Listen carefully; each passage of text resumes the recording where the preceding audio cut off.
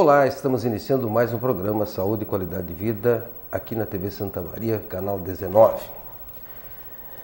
O apoio cultural é da Unimed Santa Maria. Cuidar de você, esse é o plano. Pampeiro, família feliz, Odontologia Lauda, o implante que se transforma em sorriso. Hospital Astrogilo de Azevedo, a saúde que mais importa é a sua. E Ótica Noal, a nossa experiência é a sua maior garantia. Esse é o primeiro programa de novembro. E no mês de novembro nós temos uma campanha nacional, uma campanha de muitos países também sobre o tumor de próstata, câncer de próstata, que nós denominamos o Novembro Azul. E nós vamos discutir isso hoje. Para isso eu trouxe 3 colegas que tratam o tumor de próstata. Nós temos aqui um radioterapeuta, um oncologista e um urologista. Juarez Chiesa, Luiz Humberto e Fabrício Lemos. E vamos iniciar a nossa conversa com o Fabrício, porque o seu dia a dia dentro do seu consultório como urologista, por certo, é tratar pacientes que têm a sua dúvida e que nós tentamos passar isso aos senhores nesse momento. Fabrício, estatísticas, começando dessa forma, realmente está aumentando o número de tumores? Primeiramente, agradeço a oportunidade de estar aqui com os senhores. E realmente existe um aumento progressivo da incidência do câncer de próstata, né? Nas últimas décadas se tem constatado esse aumento da incidência do câncer de próstata e tem uma perspectiva que os próximos anos isso continue na ascendência, né? Dessa doença. A grande dúvida que sempre salta aos olhos é: estamos fazendo mais diagnóstico ou realmente tem mais tumores? Com o advento do PSA, né, da conscientização da população, realmente isso aí contribui bastante para o aumento da detecção da doença, né? Mas fora isso, se tem a convicção que os hábitos de vida, a expectativa de vida da população faz também com que aumente bastante a incidência do câncer de próstata. Nós podemos dizer assim, se nós chegarmos aos 70 anos, a possibilidade de ter um tumor de próstata é muito grande. Sim. Então, se a população masculina ela está envelhecendo e que nós queremos ficar todos idosos, por certo, o número de diagnósticos será maior. E aí a gente sempre pergunta o seguinte: diagnóstico, você já falou do PSA, só o PSA serve? Não. A recomendação para a investigação inicial, para fazer o diagnóstico do câncer de próstata, é sempre o PSA e o exame do toque retal. Fazendo o exame do toque retal, pode-se aumentar a chance de diagnóstico em 15%, 20%. Tem vezes em que o PSA ele é normal e o exame do toque pode vir alterado. Eles são exames complementares e não excludentes. Um ajuda o outro. Quando você fala no PSA, existe também alguns resultados que são falsos positivos e alguns falsos negativos também. Quando que nós podemos ter uma certa garantia, dizer assim, o meu PSA é baixo, eu não tenho tumor, ou o meu PSA é alto, e mesmo tendo PSA alto, eu não tenho um tumor? O PSA é um exame que ele não é câncer específico, ele é próstata específico. Então, as alterações do PSA quer dizer que tem alguma alteração na próstata. E muitas vezes tem alterações na próstata e o PSA é normal. Tem algumas faixas do PSA que a gente pode se guiar inicialmente, que também não são coisas estanques definitivas, eles têm que ser interpretados conforme o paciente e conforme as outras avaliações. Um PSA até 2,5 para uma pessoa de até 50 anos é algo que pode ser razoável, mas vai depender de todo o contexto que está sendo avaliado. Como é que era o PSA dele antes, como é que era o PSA depois. Tem alguns estudos que mostram quando a pessoa, após os 40 anos, dos 40 aos 50 anos, tem um PSA acima de 1, a chance de desenvolver o tumor de próstata é maior. E quando o PSA é abaixo de 1, essa chance é menor. Mas sempre... Então, na dúvida, mesmo que o PSA esteja alterado ou não alterado, se está alterado, você vai sempre indicar e procurar um urologista. Seria isto? A questão da campanha do Novembro Azul se fala da conscientização de buscar o atendimento, a avaliação da próstata naquelas pessoas que não sentem absolutamente nada, né? Então, a recomendação para essas pessoas seria que a partir dos 50 anos, quando não existisse um fator de risco, que o homem procurasse avaliar a sua próstata mesmo sem sentir nada. E aquelas pessoas que têm algum fator de risco, começasse isso aí aos 45 anos de idade. Essa é a recomendação. E muito importante dizer que 50% das vezes o homem procura o atendimento por causa da esposa. Ela é a grande incentivadora dessa avaliação. Talvez porque a mulher já tem esse hábito de ir no seu ginecologista, no seu obstetra, que acompanhou os partos, ela realmente cuida um pouco mais da saúde do que o homem, né? E existem também certos tabus, né?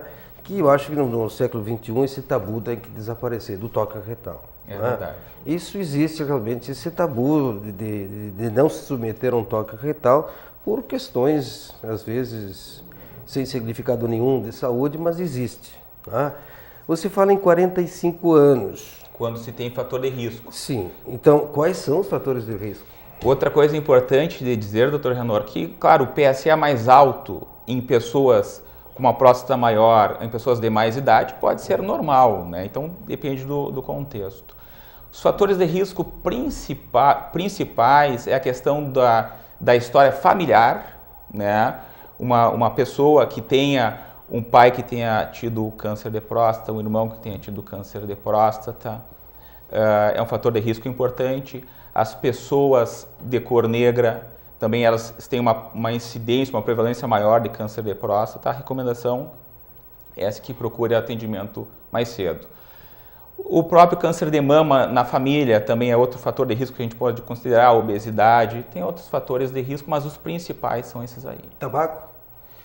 O tabaco tem alguns estudos que mostram alguma relação, não é uma comprovação ainda que está bem definida, mas se a gente entende que hoje tem algumas evidências que mostram que ele pode ser um fator de risco para o câncer de próstata também. Sintomas. O pior é que não tem os sintomas, aí que está o grande problema do tumor de próstata, né? Quando o câncer de próstata dá sintomas, 95% dele provavelmente vai estar no diagnóstico avançado. Né? Então, tratamento curativo, a chance de ter um tratamento curativo diminui bastante. Claro, né, isso quando o câncer de próstata der sintomas ele isoladamente, mas a gente tem que entender também que muitas vezes a sintomatologia vem de uma hiperplasia prostática benigna, das alterações miccionais, e a pessoa também vai procurar o atendimento, né, por uma coisa e acaba encontrando outra. Quando o diagnóstico e a suspeita do urologista é verdadeira, passa a ser a biópsia, né? E essas biópsias de próstata também eram doloridas, essa era a grande verdade, né? Os pacientes que eram submetidos a uma biópsia de próstata recordava-se para o resto da vida do seu urologista, né?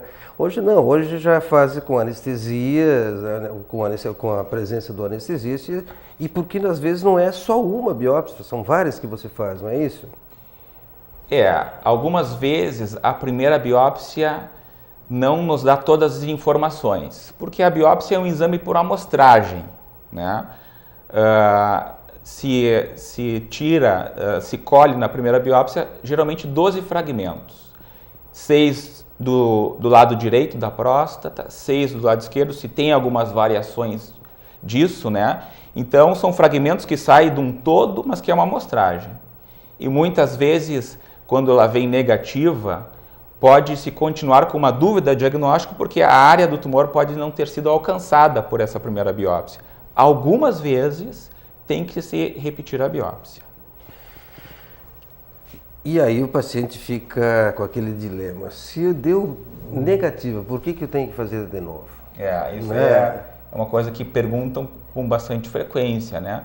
Então, a gente pode ter uma ideia que cada fragmento que sai da próstata corresponde a mais ou menos a 1/500º do todo da próstata. E a gente vai ter mais ou menos 12 fragmentos. Então, pode ser que o tumor, na primeira biópsia, algumas vezes não seja alcançado pela amostragem. Eu quero aproveitar o Fabrício em relação ao ato cirúrgico, né? A cura cirúrgica através de um ato de ablação da próstata e que muitas vezes também no imaginário fica uma grande preocupação do paciente, né? Principalmente no homem mais jovem, quando faz o diagnóstico de um tumor maligno e vai ser submetido a uma prostatectomia. Ele fica com a primeira grande dúvida que ele tem em relação à ereção, né? Eu acho que todo paciente que chega para ti, no teu consultório, ele questiona isso contigo, né? Por que acontecia tanto e hoje acontece tão pouco os distúrbios? A gente tem que dividir as cirurgias. As cirurgias para as doenças benignas da próstata, o acometimento em problemas de ereção e incontinência urinária são bem inferiores. Agora, quando é um tratamento cirúrgico para uma doença maligna, para o câncer de próstata, onde toda a glândula prostática, as vesículas seminais e algumas vezes os gânglios têm que ser removidos, a chance de incontinência urinária aumenta sim, e a chance de disfunção erétil aumenta sim também. Depende de vários fatores. A idade do paciente é um fator, quanto maior for a idade dele, maior a chance de disfunção erétil. Depende do estadiamento da doença, quanto mais inicial, maior a chance de preservar a função erétil. Depende da ereção, da função erétil antes da cirurgia, quanto melhor a função erétil, maior a chance dele preservar alguma função erétil, né? Por que a cirurgia pode, nesses casos, comprometer a função erétil? Porque filetes nervosos passam junto à próstata, né? São filetes microscópicos que muitas vezes eles ficam prejudicados na hora da extirpação da glândula. Então essa intimidade desses filetes nervosos que participam da ereção, passarem tão perto da glândula podem trazer problemas depois da cirurgia. Quando a gente fala em tumor de próstata, e apesar de todo as mãos hábeis dos nossos urologistas de Santa Maria, muitas vezes resta aquela dúvida, né? E você termina encaminhando para o oncologista para fazer quimioterapia. Dentro da universidade, como é que está o tratamento? Boa noite. Um agradecimento ao Renor, aos colegas de mesa aqui pela oportunidade de discutirmos o assunto. A universidade teve um incremento de qualidade do tratamento muito grande nos últimos anos. A gente, em primeiro, dentro da oncologia, nós passamos a ter ambulatórios específicos, voltados para a hormonioterapia, que é o grande tratamento. Aliado a isso, nós tivemos a aquisição de qualidade em radioterapia. Hoje, nós temos muitos pacientes melhor tratados, com menos sequelas, com uma boa sobrevida, com intermitências longas, que é aquele tempo em que a gente trata, doença controlada, para seu tratamento, o paciente fica muito bem, controles a cada 3 meses, 6 meses, a depender de cada paciente, obviamente, da característica da doença, digamos assim. E nós temos hoje mais de 200 pacientes que eu acompanho, tem mais gente participando no grupo da oncologia do hospital, com um incremento grande de pacientes, e esses pacientes têm sobrevidas muito longas. Então, é grande o número de pacientes. Só na hormonioterapia. Nós temos mais quimioterapia que nós não tínhamos no passado, que a cada dia a gente sabe mais coisas para fazer. mais drogas, modalidades diferentes da abordagem terapêutica, né? Isso aí mudou bastante. Quando você fala em hormonioterapia e quimioterapia também, salta aos olhos da gente a dificuldade que tem uma população de tentar fazer um tratamento desses particular. Porque é muito caro. O Sistema Único de Saúde, dentro da universidade, está dando uma cobertura de 100% nos pacientes que conseguem chegar lá. Os planos de saúde também têm que arcar com essas despesas, né? Essas novas medicações, apesar de serem extremamente efetivas, elas são muito caras. Nós temos algumas drogas, principalmente as que estão sendo liberadas por agora, e algumas que foram liberadas há uns 3 anos, o custo é muito alto realmente. Imagina que nós temos há muitos anos a gozerelina, por exemplo, leprolida, os análogos LHRH para tratamento, e o custo mensal deles não é alto, né? É em torno de, para o universitário adquire a medicação e cobra do Sistema Único de Saúde pelo tratamento. É R$301 mês. Né? 301? R$301 mês. É muito pouco? Sim, mas isso é o custo. Tá. A primeira linha, nós já temos isso há uns, eu acho que quase 10 anos, que a Sociedade Brasileira, tanto a de Urologia quanto a de Oncologia Clínica, brigavam para que se colocasse os análogos em primeira linha, porque a gente sabe que é melhor.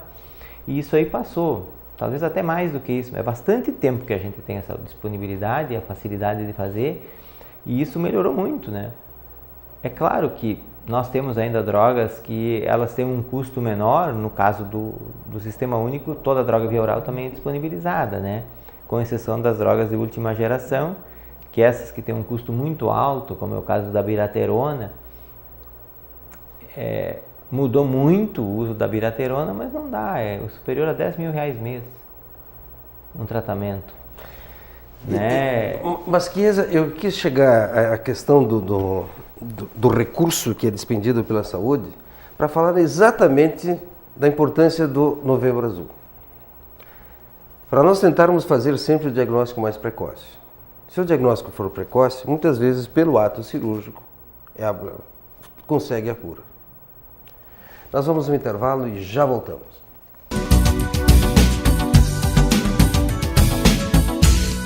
A revolução em design e tecnologia já chegou na Pampeiro. Chegou o Up, o subcompacto da Volkswagen, produzido no Brasil por quem gosta de ousar. Tudo nele é Up. Venha conhecer toda a segurança, potência e economia deste modelo. Passe na Pampeiro e faça um test drive no novo subcompacto da Volkswagen. Conheça o Up, um carro planejado especialmente para o seu jeito de ser, está esperando por você na Pampeiro. A odontologia moderna traz hoje uma rapidez, traz eficiência, fazendo com que aquele paciente que perdeu os seus dentes tenha reposto imediatamente através da utilização de implantes. Esses implantes são fabricados em titânio. O titânio é um material biocompatível, onde o nosso sistema imunológico não produz nenhum tipo de anticorpos contra esse material. Neste exemplo que nós estamos vendo aqui na minha mão, quando uma pessoa perdia um dente, o dentista tinha como opção fazer o desgaste de um dente do lado, o desgaste de outro dente do lado e repor esse conjunto através de uma chamada ponte fixa. Hoje não é mais necessário desgastar os dentes vizinhos. Se mantém os dentes como eles eram, né, e apenas se coloca um implante de titânio. Este implante de titânio, uma vez colocado, pode receber sobre si uma prótese fixa, parafusada, repondo aquele dente que inicialmente foi perdido sem o preparo dos dentes vizinhos. Essa prótese parafusada, né, tem um parafuso.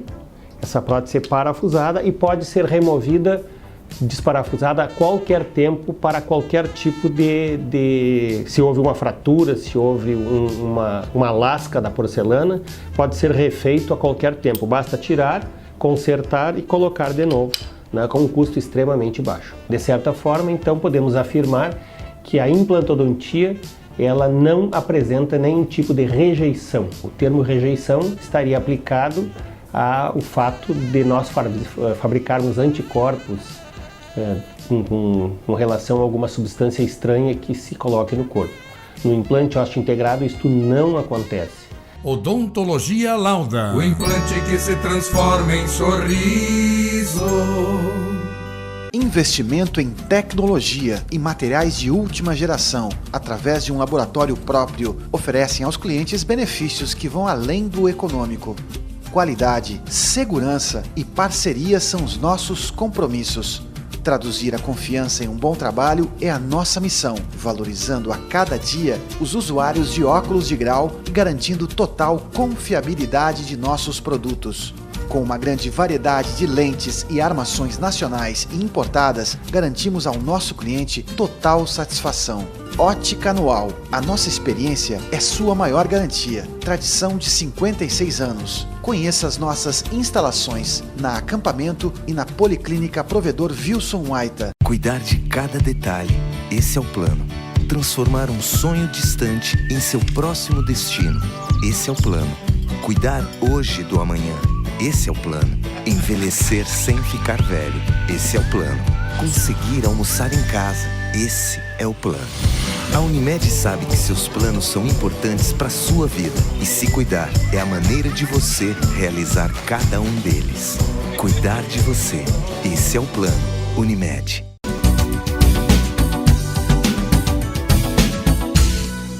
Estamos de volta com o nosso programa Saúde e Qualidade de Vida, aqui na TV Santa Maria. O apoio cultural é da Unimed Santa Maria, da Pampeiro, Odontologia Lauda, Hospital Astrogilo de Azevedo e Ótica Anual.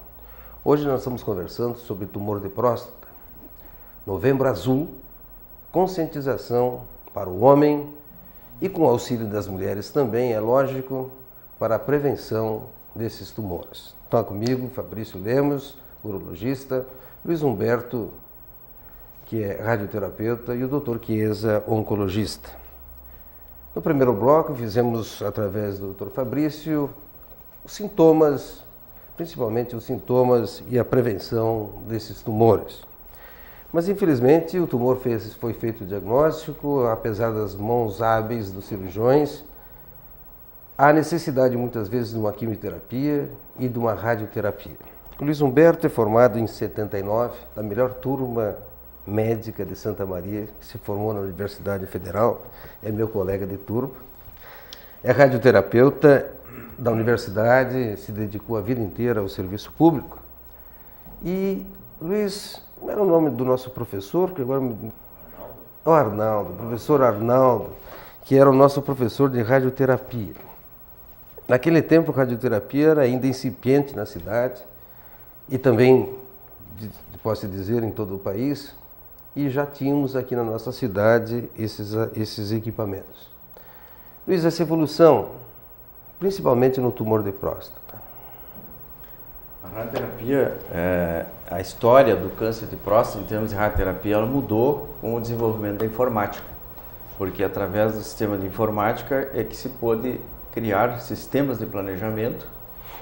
E dessa maneira se consegue com controle, com imagem, com tomografia que o paciente realiza na hora de fazer o planejamento, se trabalha a imagem no computador e todo o processo de cálculo, de dosagem, de avaliação de radiação nas outras estruturas principais, que no caso da próstata é o reto e a bexiga e a cabeça do fêmur, nós conseguimos saber exatamente quanto de dose cada uma desses órgãos está recebendo e com isso nós podemos proteger as estruturas. Quando eu comecei a radioterapia, há 30 anos atrás, nós usávamos um sistema que era o que existia no mundo, chamado 2D, porque nós tínhamos apenas duas incidências, fazia o desenho do paciente, do contorno, e depois entrava com umas curvas manualmente e fazia os cálculos. Então nós não tínhamos como ter o controle de dose nos outros órgãos. Era tudo nem existia tomografia naquela época. Aí foi desenvolvendo e há uns 15 anos mais ou menos surgiu o sistema de planejamento.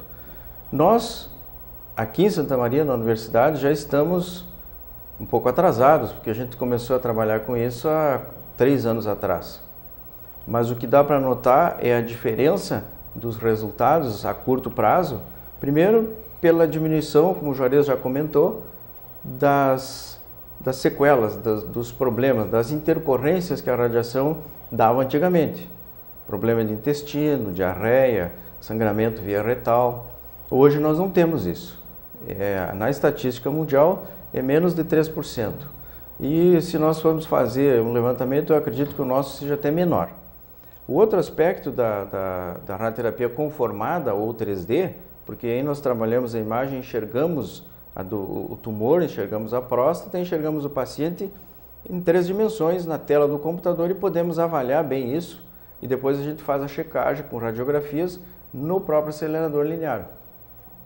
A outra grande diferença, o grande avanço que houve é que com o sistema de 2D nós estávamos limitados em termos de dose, em função de não sabermos quanto o reto e a bexiga recebiam. Hoje, com o 3D, nós temos esse controle e, principalmente, nós conseguimos fazer um tratamento conformando a próstata, e é uma grande vantagem dos tumores bem iniciais, e, principalmente, podendo aumentar mais a dose. Nós aumentamos a dose hoje em 10% a mais do que se dava há 5 anos atrás. O resultado, portanto, é melhor. O resultado é melhor. E tem estudos mostrando a grande diferença que existe entre se fazer a dose que se fazia antigamente e se fazer a dose que se faz hoje, em termos de controle, intervalo maior de doença, porque como o câncer de próstata é uma doença indolente, eu mesmo acompanho pacientes há 15 anos. E eles vêm lá principalmente para eu ver como eles estão.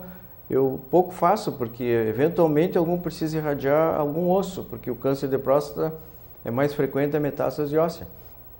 Mas eu acompanho porque eu acho interessante acompanhar essa evolução do paciente. Muitas vezes ele está fazendo hormonioterapia na oncologia e vem lá me visitar. Eu peço para ele ir lá, ele vai lá, eu registro a consulta, converso com ele e vejo se ele está bem. Em função daqueles danos que a gente, com a melhor intenção, o paciente tinha que levar junto, as intercorrências do reto principalmente. E hoje nós conseguimos elevar mais a dose e com isso aumentamos o intervalo livre de doença, de recorrência e quem sabe no futuro nós vamos ver que vai ter quem sabe pacientes curados. Poderemos chegar um momento e dizer que está curado do seu câncer.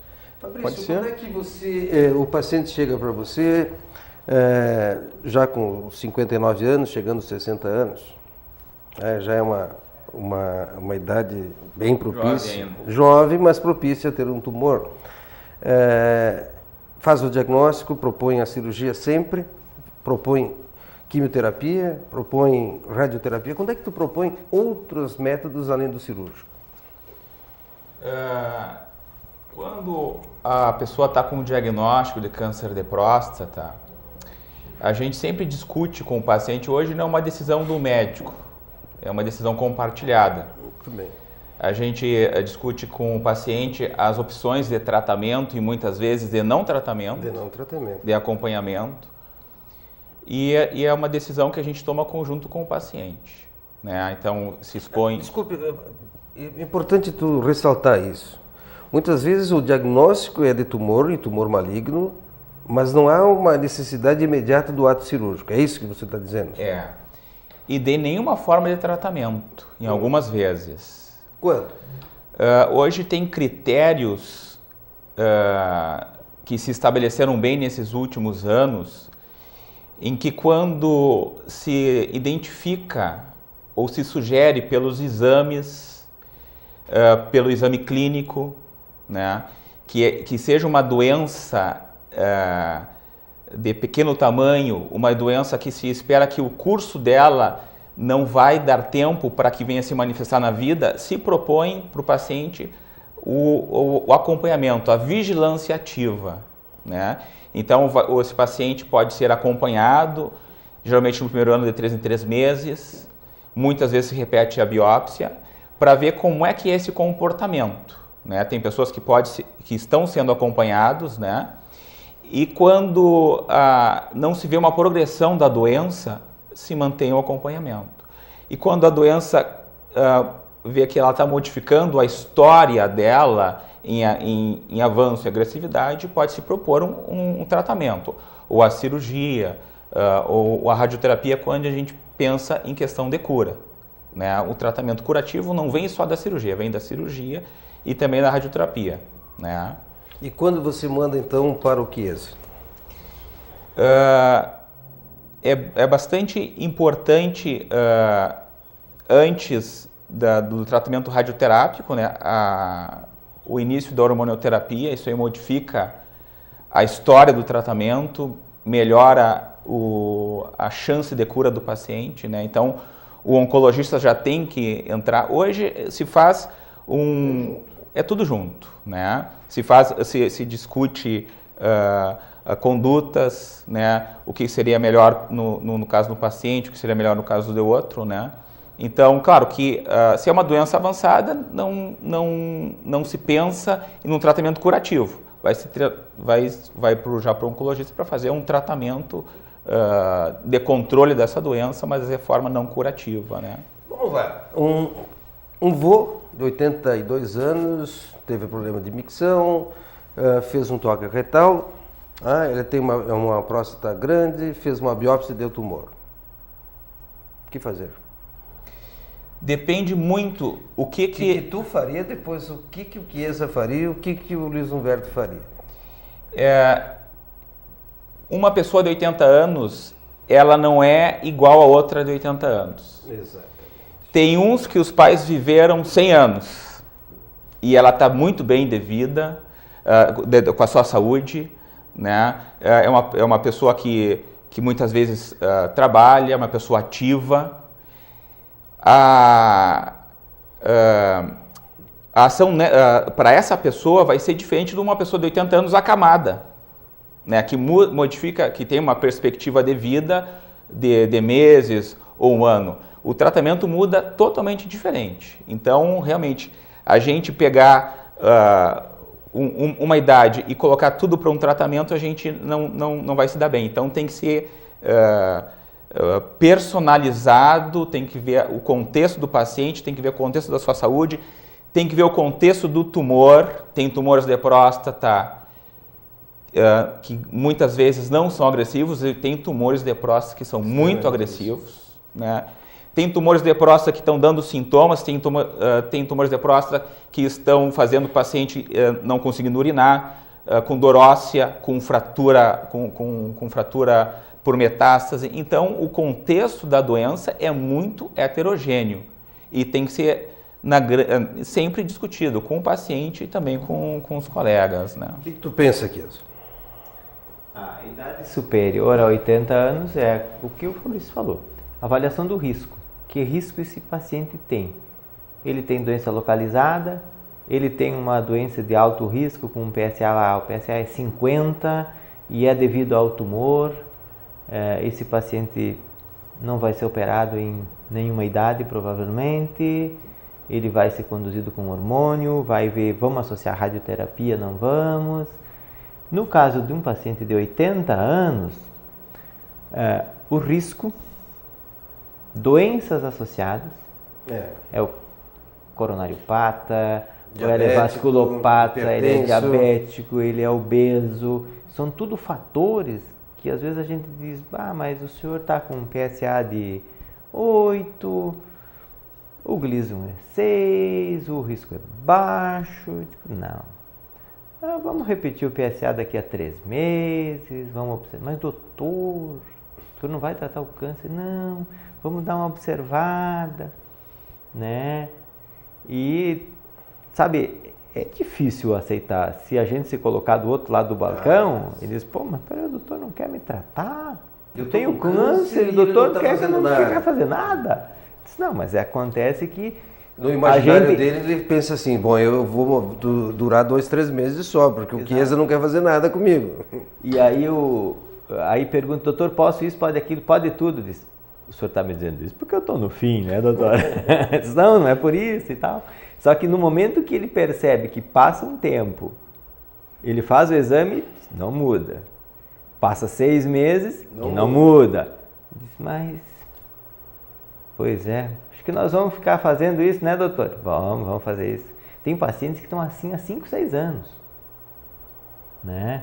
Nós tivemos um senhor muito conhecido na cidade que ficou nessa 29 anos e não morreu do câncer.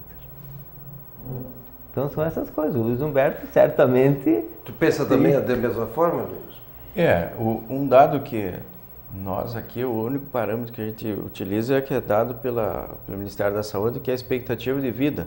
Então, na nossa população aqui do Sul, o homem está na faixa de 74, 75 anos. Os americanos já têm outros critérios, mas eles relatam sempre que a intervenção mais agressiva ou mais de intervenção, como a cirurgia, é quando o paciente tem uma expectativa de vida maior de 10 anos. Como o Fabrício falou, nós em seguida a gente vê pacientes que têm a mesma idade e que tu não consegue comparar um com o outro em função das intercorrências. Então, nessas situações, eu faço o que o Juarez está fazendo. Eventualmente, a rádio pode ser feita, porque é um procedimento bem localizado. Não, hoje é questionável a indicação que alguns centros fazem de irradiar a pelve inteira. Teria que irradiar toda a metade do abdômen, o andar inferior do abdômen, em função do risco da doença estar disseminada. Mesmo assim, não tem nenhum estudo que diga que precisa ser feito. Então, a tendência é hormonioterapia, e é um dado importante porque a gente está sempre amarrado, por mais longe que nós estejamos, os especialistas, nós ficamos sempre ligados um ao outro, porque um paciente de próstata que precisa fazer um tratamento, só em situação muito especial, em que ele não possa ser operado, ou ele não queira e opte pela rádio, é que a gente não vai usar hormônio. E a hormônio é sempre usada antes da radioterapia. Então, quando eu recebo o paciente, eu recebo do Juarez, eventualmente do urologista, porque o paciente tem que ser feito isso. Tem que ser submetido a esse protocolo. E são protocolos que já estão consagrados no mundo inteiro. Se sabe que é assim, funciona desse jeito e o resultado é positivo. Então, eu recebo o paciente e quando vem para mim é porque eu sei que realmente vai contribuir ao tratamento, a gente faz o tratamento. Que há sempre uma inter-relação entre os profissionais. O Fabrício colocou de uma forma bem explicativa que não adianta só pensar no ato cirúrgico se tu não trabalha com equipe. Né? E eu acho que toda a oncologia é dessa forma, né? Eu vejo cabeça e pescoço muitas vezes tratamentos isolados e que o resultado é pífio muitas vezes exatamente por não ter uma equipe que trabalhe em consonância, procurando o resultado. Eu falei da idade de 80 anos porque a gente vê às vezes cirurgias alargadas, cirurgias que o paciente, muitas vezes o ato médico, cirúrgico, leva, infelizmente, ao próprio óbito do paciente. Isso é verdadeiro também. Nós vamos a um intervalo e já voltamos.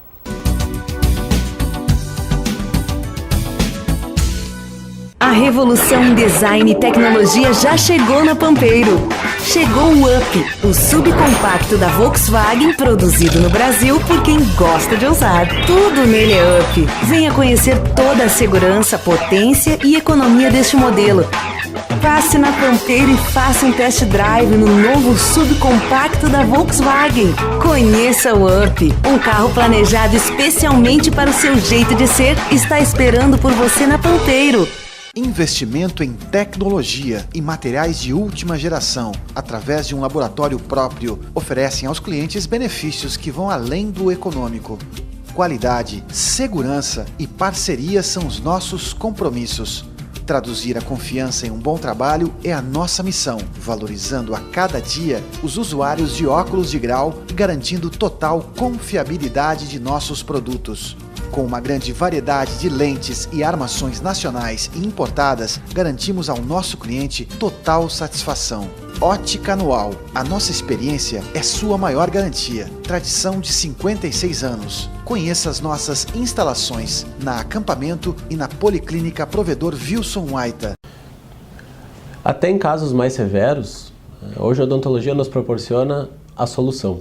Pegando um caso no dentado total, ou até mesmo um usuário já de próteses removíveis totais, a gente tem a possibilidade de tratamento, né, a partir de um exame clínico inicial, de radiografias, de conseguir, então, com a instalação dos implantes, né, e entabular o tratamento de forma fixa, né, sendo que o paciente irá ter novamente a sua dentição fixa, né, tirando todos aqueles senões da prótese removível, como a gente pode ver nas fotografias finais desse tratamento. Um usuário de prótese total veio em busca de um tratamento para retomar a sua segurança. Frente a um caso que nós reabilitamos, a gente devolveu então ao paciente todas aquelas mazelas que ele vinha trazendo com as suas próteses antigas. Então a gente restabeleceu a sua estética, sua autoestima e com certeza a sua segurança. Odontologia Lauda, o implante que se transforma em sorriso. Cuidar de cada detalhe, esse é o plano. Transformar um sonho distante em seu próximo destino, esse é o plano. Cuidar hoje do amanhã, esse é o plano. Envelhecer sem ficar velho, esse é o plano. Conseguir almoçar em casa, esse é o plano. A Unimed sabe que seus planos são importantes para a sua vida e se cuidar é a maneira de você realizar cada um deles. Cuidar de você, esse é o plano. Unimed.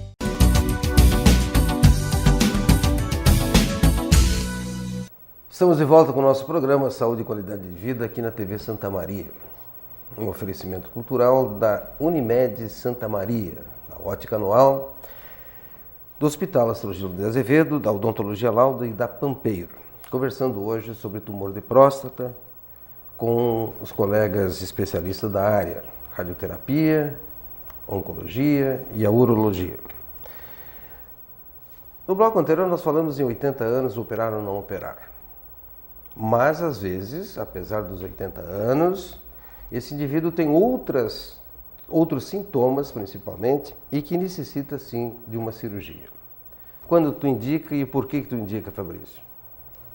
A questão do tratamento... Quando a gente pensa em tratamento curativo para o câncer de próstata, a gente pensa em expectativa de vida acima de 10 anos, de pelo menos 10 anos. Agora, se tem um homem de 80 anos de idade que está com câncer de próstata em retenção urinária, mesmo que ele não tenha essa expectativa de vida, né, ele tem que ser tratado de alguma forma. Qualidade de vida também. Qualidade de vida. Não se pensa aí na cura, se pensa em qualidade de vida. Vai fazer a radioterapia, vai fazer a hormonoterapia, vai fazer a sua desobstrução endoscópica, né, para que essa pessoa tenha a melhor qualidade de vida possível, né? Então não é porque a pessoa tem 80, 85 anos e está com câncer de próstata que não tem que ser tratado. Uma coisa é o tratamento curativo e outra coisa é o tratamento, né, que para melhorar a qualidade de vida dele. E muitas vezes realmente ele só vai ser observado, como pessoas mais jovens também muitas vezes podem ser observadas. Mas principalmente você estava dizendo assim, com acima de 80 anos você não vai fazer uma cirurgia radical na tentativa de cura, mas vai fazer um ato cirúrgico, endoscópico, para melhorar a qualidade no que resta da vida desse indivíduo. Se for necessário. Sim, se for necessário. Depende se ele está com sintomatologia, muitas vezes tem pessoas que estão com uma sonda vesical por obstrução, tem pessoas que estão urinando muito mal, tem pessoas que formaram um cálculo na bexiga, né? Então essas pessoas têm que ser tratadas. Tem pessoas que estão com infecção de repetição por resíduo aumentado, né? Tem pessoas que estão urinando toda hora, que urinam várias vezes de noite, né? E mesmo tem pessoas que estão com um problema de ereção, com alguma outra coisa, como incontinência urinária, ele tem que ser tratado, então, para essas coisas assim. Não pensando na cura da doença. Pensando na cura. Você falou em hormonioterapia. O nosso telespectador, por certo, está pensando que tipo de hormônio que o Chiesa injeta? Como é que funciona esse hormônio em relação à próstata? O câncer de próstata, ele é um dos tumores que ele é hormônio dependente. O que nós fazemos? Cortamos o efeito do hormônio. Nós provocamos no paciente uma castração química. Desta forma, nós controlamos a doença. É uma técnica antiga que começou há mais ou menos 130 anos com a castração das mulheres com câncer de mama Depois se percebeu que poderia se fazer isso também com os homens com câncer de próstata. Ela pode ser feita tanto do ponto de vista cirúrgico, que até recentemente um caso de um senhor de muita idade que estava lá fora, eu acho que ele não deve mais receber hormônio, se a doença está controlada, ele fez um quadro obstrutivo, diz, mas vai desobstruir? Vai, ele está de sonda, ele não urina, ele precisa ser tratado somente para isso que o Fabrício falou, só isso. Faz uma castração cirúrgica, pronto. Que nós não podemos nos esquecer. Você está falando de castração cirúrgica, isso é permitido pelo Conselho Federal de Medicina? Se o paciente concorda, sim. Sim, é uma técnica. É uma forma de tratamento. Uma forma de é tratamento, uma forma aceita. É uma forma de tratamento, sem problema nenhum. Adequada, bem indicada, não tem problema. Nós não podemos nos esquecer que nós trazemos muitos benefícios com a hormonioterapia, com uma castração química, mas nós também temos alguns efeitos colaterais. Então, tem casos de pacientes que estão numa performance clínica, numa condição clínica que não é muito boa, com indicação de hormônio e radioterapia. Tu olha, só radioterapia. Né? Frequentemente a gente conversa e diz, olha, vamos deixar só na rádio, vamos controlando, né? Se precisar, bom, aí vamos usar hormônio depois, né? Porque nós somamos benefício com os dois, mas um também tem um bom benefício, né? Então muitas vezes nós conseguimos dessa maneira. Mas a hormonioterapia em jovem, ele está em plena atividade sexual dele, você... É um grande problema, não é tão fácil assim. Um jovem de 60 anos, 59 anos, né? Quase um guri, vem lá o Chiesa e diz, olha, vamos fazer uma castração clínica. Isso não é fácil para ser aceito. Não. Muitas vezes ele vai pedir, não, me opere que eu prefiro ser operado. Não é isso que pode acontecer contigo? Não, mas aí esse jovem que já está sendo feito a hormonioterapia, provavelmente já perdeu o tempo da cirurgia. Já perdeu o tempo. Então, claro. Isso aí é um tratamento que já não vai caber a ele, né? Os quadros iniciais, isso pode ser postulado, né, de fazer a cirurgia, tentar preservar tudo que pode, a qualidade de vida, etc. Tem situações em que isso é perfeitamente possível, né? Tem pacientes que foram operados há muitos anos, né? Que a doença está sob controle, precisam de hormônio, precisam ocasionalmente de rádio, mas eles estão vivos e estão com a doença controlada. Existem algumas drogas, principalmente uma via oral, que a incidência de impotência é menor. Então a gente pode lançar mão dessas drogas e a gente consegue manter uma certa qualidade de vida dos pacientes. E tem o bloqueio intermitente também, exato. Dr. Chiesa. Nós fazemos bloqueio intermitente. Faz um tempo, está tudo controlado, está bem, para e fica na observação. Faz o PSA de tempos em tempos e vai levando. Ele recupera a potência. Ele recupera, fica bem. É interessante a evolução realmente do tratamento, mas nada que nós estamos conversando é isso que nós queremos, né? O que nós queremos é que toda a população masculina realmente se conscientize que tem que fazer os exames necessários e procurar o seu clínico. Não necessariamente precisa ir no oncologista, não precisa ir muitas vezes no urologista. O primeiro passo é com o clínico. No momento que nós tivermos dentro de um sistema todo, como deveria ser, a primeira consulta de qualidade, os nossos especialistas tratariam realmente já com um diagnóstico mais ou menos alinhavado em cima da patologia. É isso que nós queremos. Vamos aproveitar de novo. Vamos aproveitar, Lemos. Fale dos sintomas e o que deve ser feito. Um jovem, nós estamos aqui 3 jovens. Tu já está um pouquinho mais velho do que nós, né? Chegando aos 60 anos. Não, Chiesa não, né? Chiesa tu é mais jovem. Né? Quem é formado em 79 está chegando aos 60 anos. Né? Olhando para o Luiz Humberto, dirias o que para ele? O senhor procure fazer a sua avaliação rotineira. Não, então, falando da questão dessas avaliações de rotina, hoje a recomendação é conforme aquelas idades que nós comentamos. E falando em sintomas, Quando se fala em sintomas, já não é uma avaliação de rotina, não é uma avaliação preventiva. Já vai procurando algum diagnóstico, um tratamento específico, né? Então, os sintomas relacionados à próstata são sintomas de jato enfraquecido, a pessoa urina mais frequentemente, o jato interrompido, ou urinar mais vezes de noite para urinar, levanta mais vezes de noite para urinar. Isso é uma coisa que perturba bastante o sono, né? Perturba bastante a qualidade de vida. Aquela sensação rápida de ter que ir no banheiro de forma urgente. São todas alterações que podem estar relacionados à próstata e num contexto com trato urinário inferior. Eu quero, nesse momento, dizer aos nossos telespectadores, claro, por favor. Tem um aspecto que eu acho que é importante. Na região sul e no Rio Grande do Sul, eu fui olhar a estatística do INCA depois que tu me convidaste, e eles têm uma estimativa de incidência de câncer de próstata em todo o Brasil para 2014.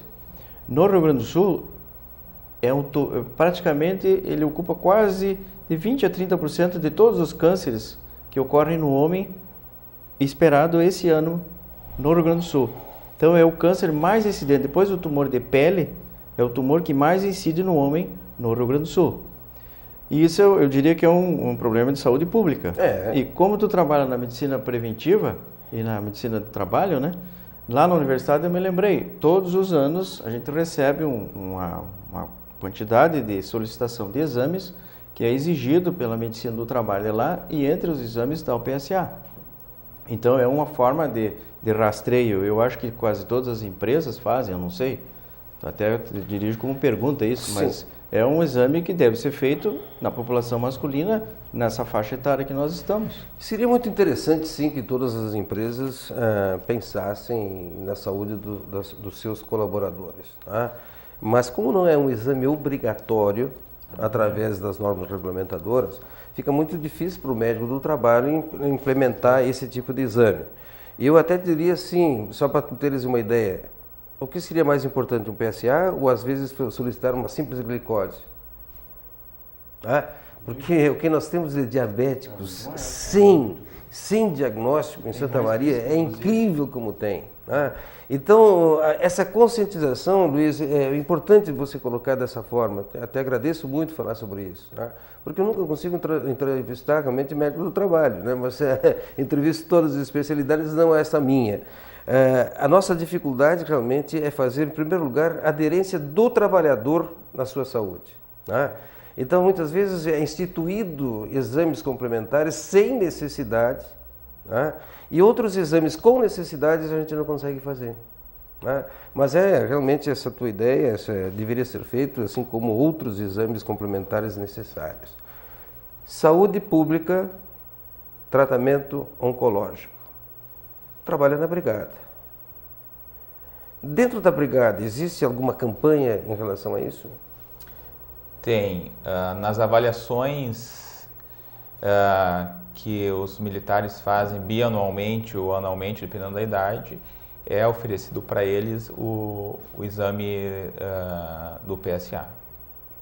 Toque retal não?